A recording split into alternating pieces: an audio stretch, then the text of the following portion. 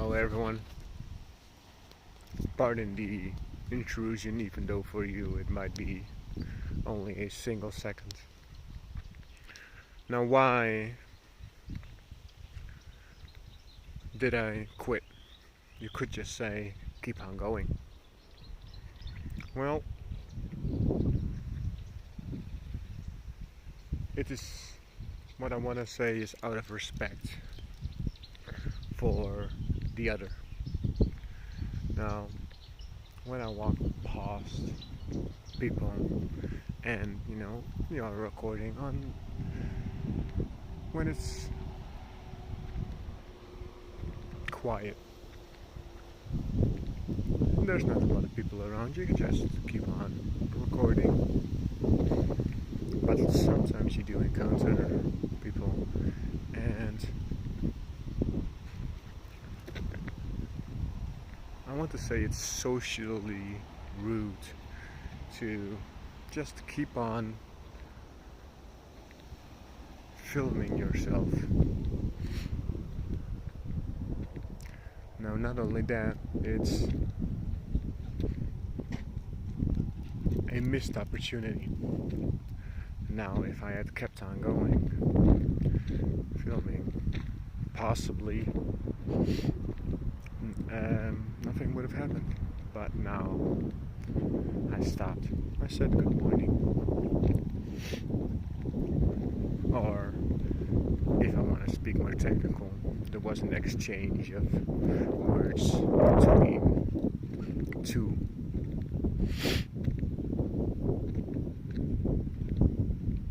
My apologies for the sniffles. It's quite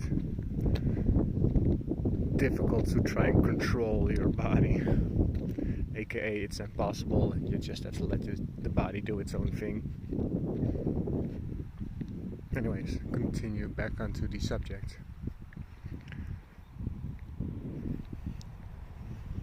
Sheeta here started barking at the man in the motorized wheelchair, or at least he's in a wheelchair in the side of a motorized vehicle. Anyway,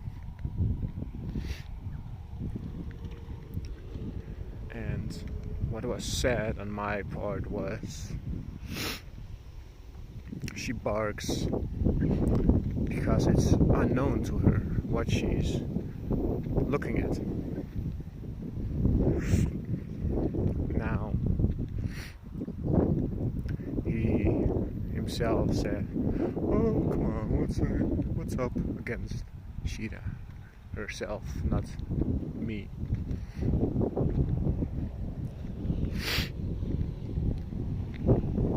Then Sheeta or became satisfied, or the fear passed and she accepted the situation and started to run off, all happy and frolic like dogs do. And the man realized for himself that yes, indeed, her barking was only like a temporary thing, possibly a fear, or most likely a fear of unknowing, and it wasn't in a sense personal against him as who he is.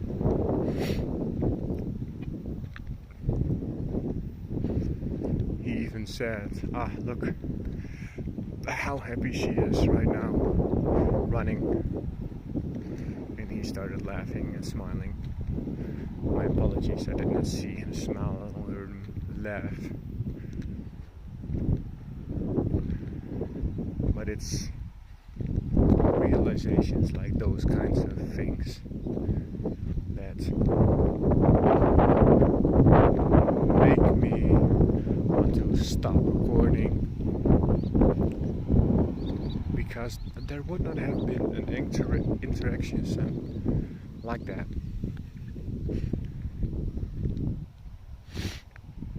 There wouldn't have been a realization on either side. Now the third is I can put my full and utter attention to the actual current situation. There is notice is that if you're occupied with something, whether it be your phone or your thoughts or anything other than this current moment, and then suddenly there's a distraction, or perhaps I should better call it there's a need of you in this current moment. Alright?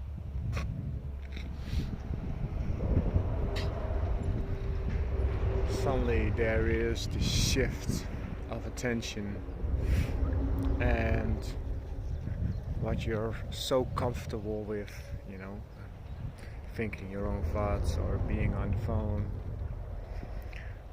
you're pulled out of your comfort situation. Now again, when I say your situation or my situation,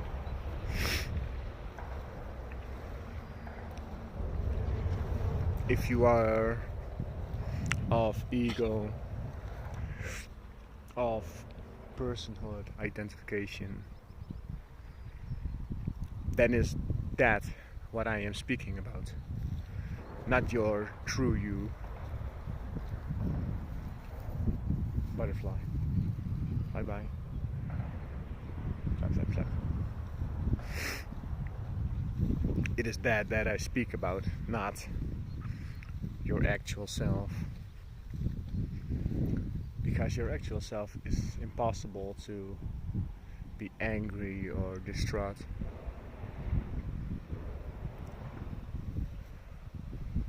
So if you do realize that there's a certain anger all of a sudden, or sadness perhaps, that it's not really happening to you, it's happening to, well, nothing more than your thoughts, your own thinking even. And when it happens to me, and if I want to be technical, I'd rather say when there is a noticing of that it's happening to my identification or my sense of personhood that still exists within my being, I say thank you. Because once you see, and I'm not to say physically see, but perhaps that's not the correct terminology, but still, once you actually see, when you physically see, yes, indeed, I know, Captain Wishy-Washy over here. When you physically see that it's happening to something other than you, once seen, it doesn't have time to grow and will just die off like it is.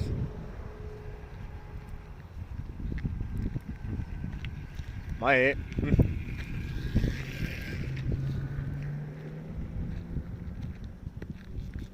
I just noticed that when creating this sentence, there was a distraction that required my actual present moment attention.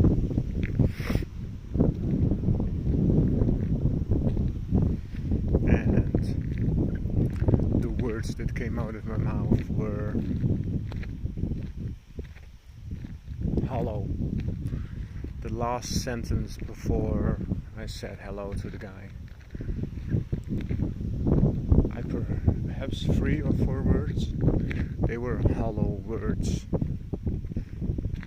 They were unconscious words. They did not have my full essence behind it, which sounds pretty weird, to be honest.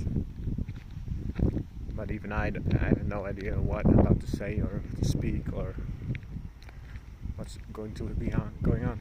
Hi.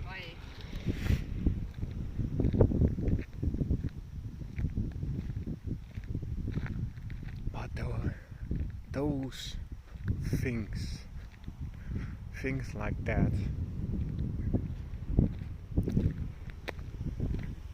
just living life, experiencing so many different things, even though I've walked this path many times. I know this route, I know it's there, yet it's always different, it's always new, because every single step I take it's like a new step. It's not, oh, another left-right step or another right-left step. So many things have changed and nothing is the same.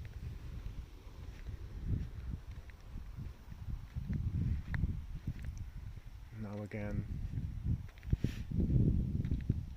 we're going off subject constantly, but I guess that's a great way of showing, oh, excuse me, Corona, of showing what the mind is actually like. Because one moment it speaks about one thing, the other time the focus lies on something else.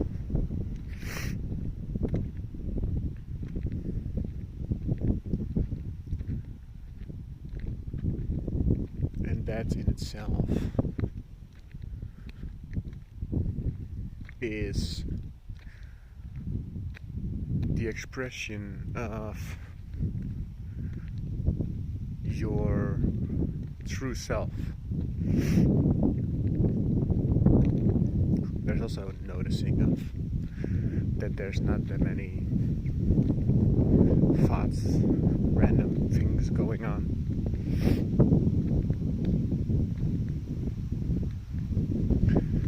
That there's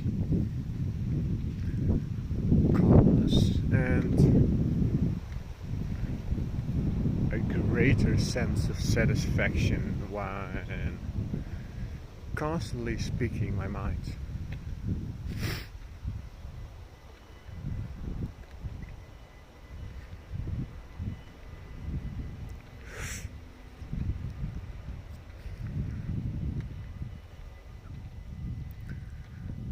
Now, why would I do this? Why would I record? No, I guess it's a kind of self-therapy, kind of medication, perhaps disguised in the form of trying to help others. But perhaps it's all just for me, myself and I.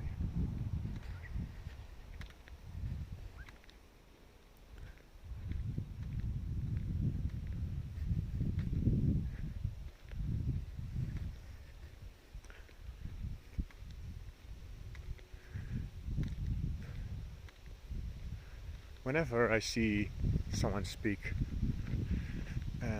that would be considered an enlightened masters, perhaps say Eckhart Tolle or Muji or Osho, one that has, or master that have a lot of virtual presence. The thing they have in common is they must stop themselves from constantly speaking and allowing the other to say their words, because their minds, they don't ever stop anymore. Just keep going and going and going and going, because there's so much to say.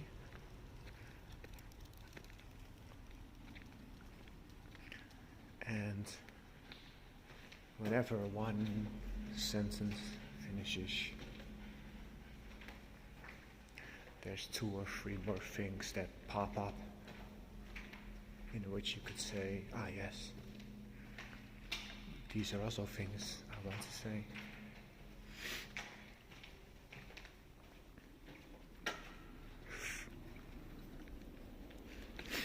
Because in every little moment, as in just this catching my eye, perhaps. Well, let me try and there we go. This caught my eye, and I just use my hands and just feel, just sense only what it really is. There's no, oh, look at this flower and I'm touching it and oh, it feels like so and so. No, there's just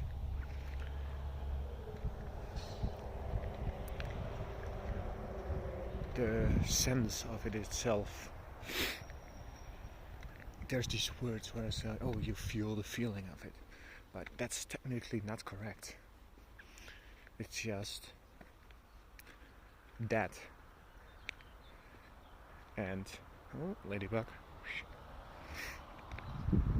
Also, when you're in this, I guess, state, you're acutely more aware of life around you.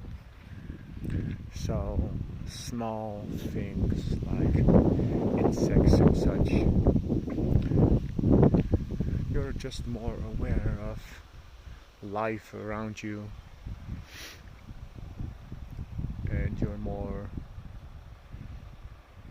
careful of stepping over or around so as not to suddenly stop there experiencing a living. Now this is quite hypocritical of me to say, even though hypocritical is not technically correct to say, but it is hypocritical to say that there is this attention for an insect and that you step over it, but yet I eat meat, the flesh of dead animals, eggs that could have provided more life to chickens.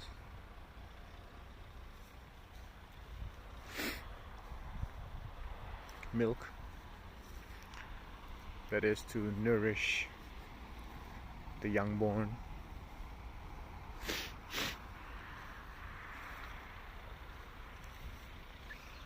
Shearer is a little bit warm, so we're gonna take a quick break. Now see all these people here lined up. Do you know what's going through my mind right now? It's the words and feelings that go. Look at all those people. They're looking at you. They're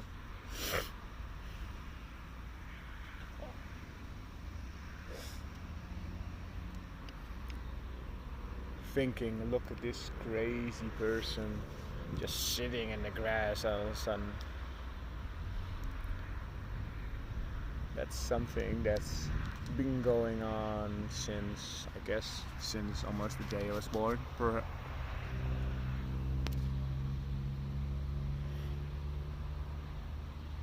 This is a nice view, isn't it?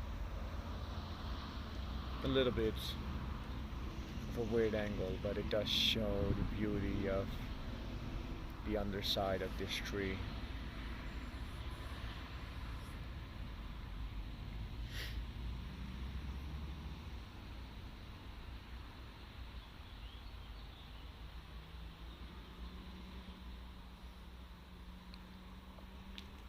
To slowly recognize all of the mental disorders that have been going on for such a long time, and me not even realizing that it's just something that just happens to be going on, and truly and honestly thinking that it is something that occurs or happens to me. And the difference is that it's so much lighter. There's this immense weight that falls off your shoulder. Now I must say that the mental disorders don't disappear overnight, but they do reduce slowly. At first it was so quick. Certain mental disorders it's like they disappeared overnight, and the others just stayed and diminished slowly, more and more so, with certain flare-ups from time to time. But every time there's a flare-up, there's this sense of knowing that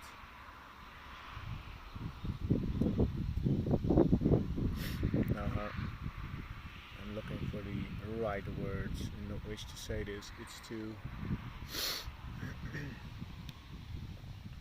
you see, I touch my glasses there. That's a tick of discomfort. I ate because I realized there's another person possibly watching me. Now then I suddenly touched my glasses, and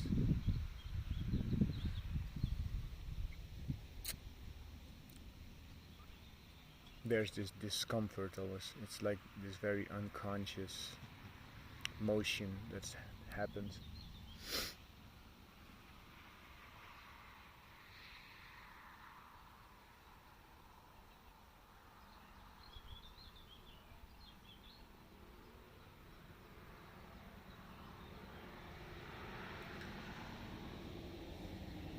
In my short time as a rebirthed being,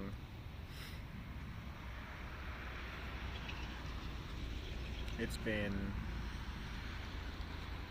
quite a difficult ride, I would say so far.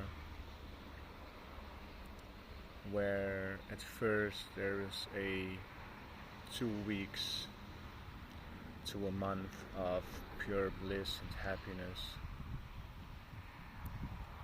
which was followed up by 6 months of hell, and remaining time of up till now, even now, is very much a roller coaster of going up and down, yet it smooths out more and more and more. Yet the smoother it gets, the more difficult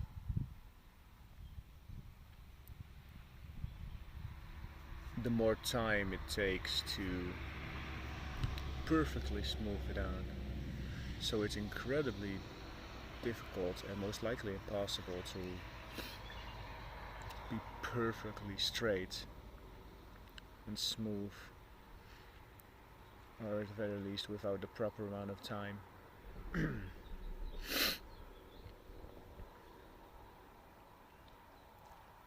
And to accept this fact is, in a sense, also quite difficult. Not only because you know there's a certain waiting that has to be done. You have to accept that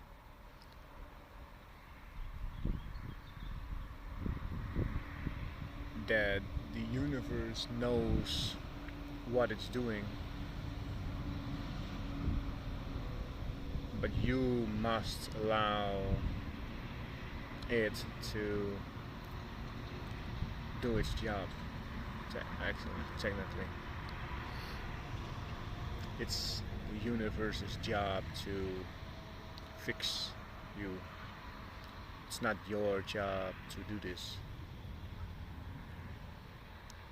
And to now I'm reaching with my fingers, touching the grass, but I'm just feeling it, just sensing it. There's no, oh, this feels good or this feels bad. There's just, the sense of it, which cannot be described nor shared with anyone. You can only experience it for yourself.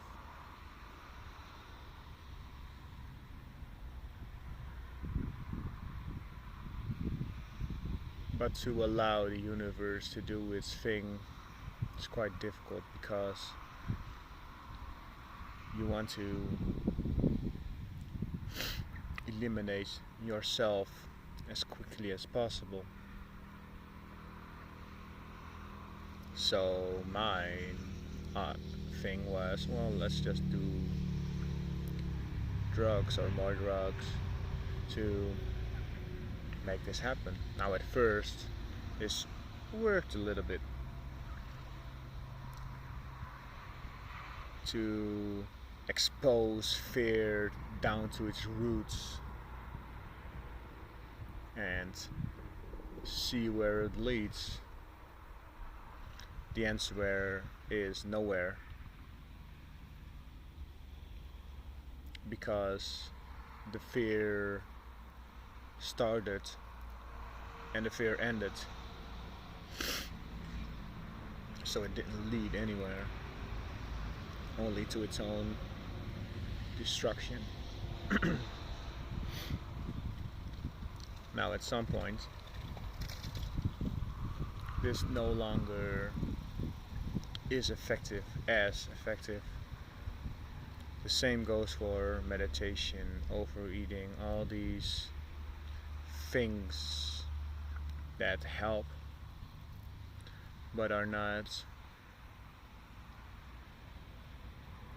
they're crutches which have a purpose and a sense of their own, but at some point their value just diminishes, and you just have to allow time and the universe to fix you at their pace, at what she thinks is a correct and acceptable time frame, and to put this trust into something other than yourself is such a huge relief.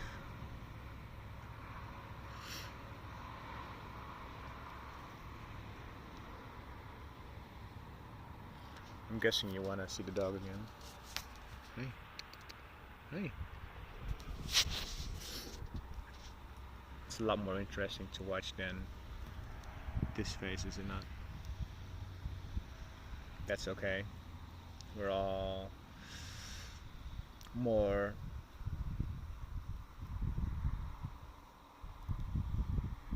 grounded and rooted with animals than other people. That's because they're more themselves than we are ourselves.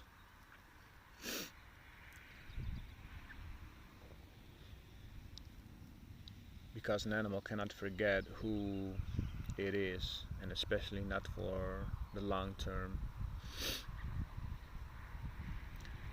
All it does is be itself, get distracted, be itself again and get distracted. It seems all animals do this,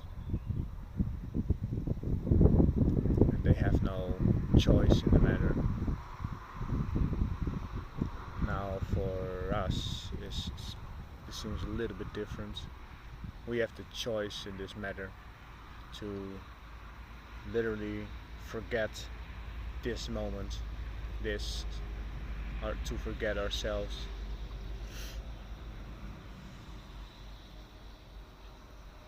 And then we try to connect with other people, to connect then again with ourselves. But how can you connect to yourself if the other one is also far gone in fairyland?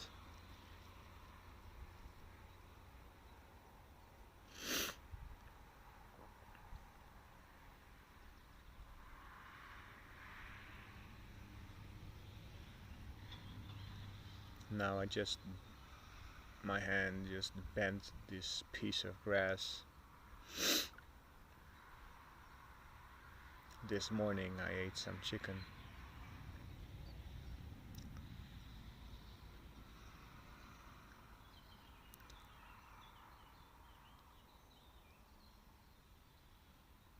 Something within me says this is right and that is wrong.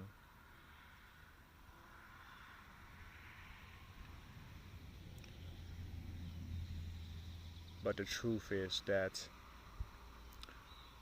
no matter what is done, I even would to say go as far as maim and hurt other people, is something that is always and constantly accepted by you, your true self. And there's no regret nor sorrow. Yet there's also a knowing of one should not make another one suffer.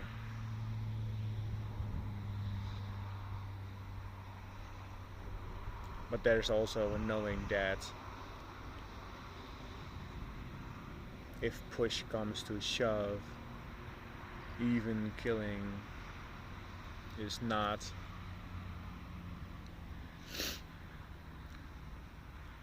something that could stop liberation or enlightenment.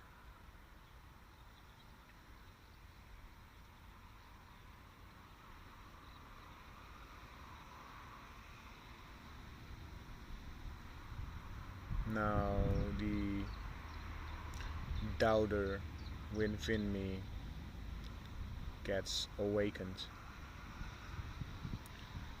and with that thinking will occur, and these words will keep on ringing for a while.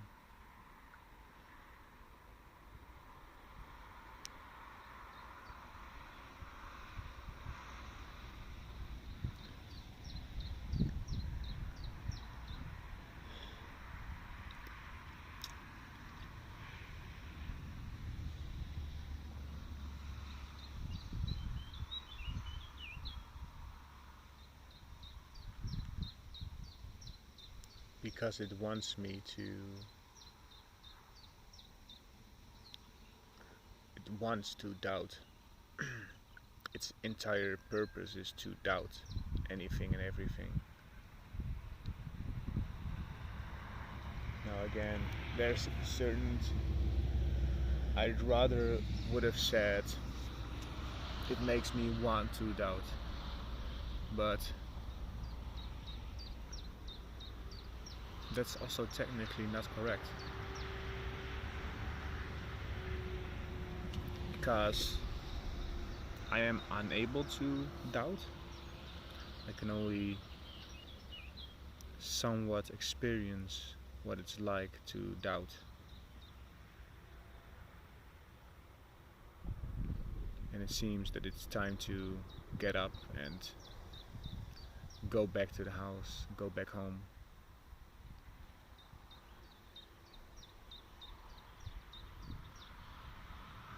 How does anyone know it? There's just this sense of, yes, it's time. Same goes for work, or I'm looking for the English word here, of volunteering, meditation groups and sessions, to just, there's a knowing of, I've gotten everything out of it that I wanted to, so enough is enough. Now what truly brings the most suffering is to continue on this path and to convince yourself that you must continue on because it used to bring you joy and pleasure, but now by continuing on, all you do is create much more suffering for yourself and for those around you, even though you convince yourself this is not the truth. Alright, goodbye and have a good day. One more, she now. She's also ready to go. Goodbye.